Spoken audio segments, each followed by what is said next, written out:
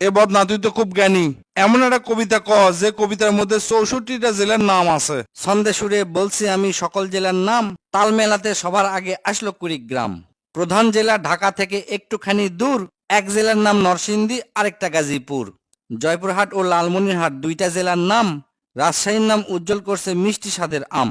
পাহাড় ঘেরা বান্দরবন ও সিলেট খাগড়াছড়ি, ময়মনসিংহের কিশোরগঞ্জে এই লেখকের বাড়ি। নেত্রকোনা সুনামগঞ্জে আছে ধানের মাঠ, সুন্দরবনের কাছে আছে খুলনা বাগের হাট।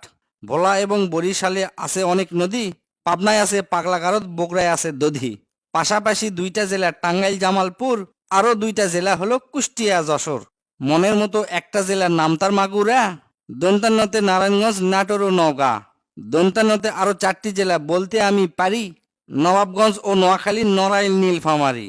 গঞ্জদিয়া মানিকগঞ্জ হয় আরো মুন্সীগঞ্জ, গোপালগঞ্জ হয়, হবিগঞ্জ হয় আরো সিরাজগঞ্জ।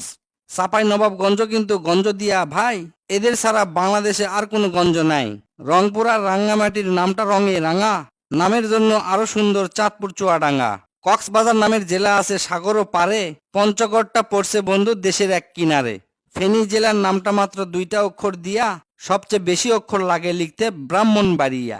6টা অক্ষর লিখতে লাগে মৌলভীবাজার, এদিক থেকে শরীয়তপুর সমান তাহার।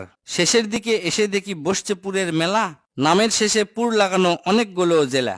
পুর দিয়ে ভাই শেরপুর আছে পিরোজপুর, মেহেরপুর ও মাদারীপুর আরো দিনাজপুর।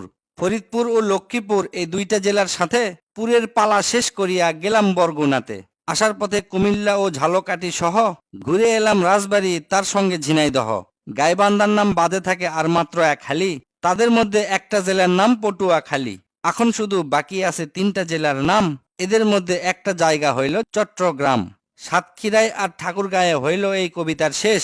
এদের নিয়েই গড়া আমার সোনার বাংলাদেশ।